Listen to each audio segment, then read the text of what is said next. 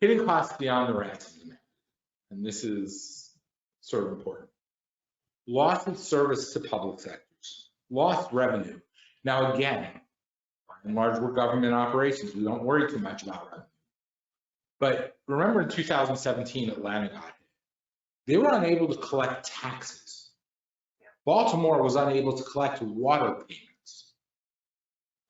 So lost revenue is real. Yeah. Ransomware payments. The post-mortem investigation. We always say, even if you get everything back, you have to go through and figure out how they got in, close those holes. Your data was left open to the internet. You have to scrub your data. That takes effort. Your cyber insurance premium goes up. Technology hardening. You may have to replace a lot of things, some of which you were planning to replace, but not right now. Software updates, legal costs, the reputational damage. And again, that's important for public safety. Our reputation is really crucial. Possible loss of intellectual property and multi-part attacks. What we mean by that is that they are coming back.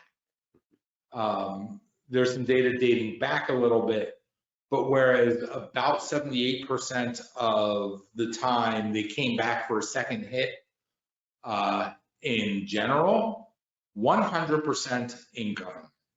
They come back for a second time. At least. And in some statistics go as far as to see if they come back more than twice. And that's also high. And downtime is expensive. The most recent ransomware attack in 2021 cost an estimated $1.4 million to recover from. It took an average 1 month to repair and restore operations back to normal. That's expensive. That's downtime. Data is lost even when the ransom is paid. Even after paying the ransom, only 65% of the data was restored. So do not expect that data and business continuity will be restored after paying the ransom unless you have a reliable backup to recover your data from. Only 8% of organizations manage to recover all data. And that should come as a surprise to no one, honestly. You get hit a second time, as I said. 28% of respondents who paid the ransom, 80% of them got hit with a second ransomware attack. And 68% got hit a second time within a month and for a higher ransom. So the first is just a test. Are you willing to pay? If the answer is yes, well then pay more. And the time spent on remediation, according to a new report from Webroot on the hidden costs of ransomware, 40% of victims who suffered ransomware attacks had to devote 8 or more hours to remediate.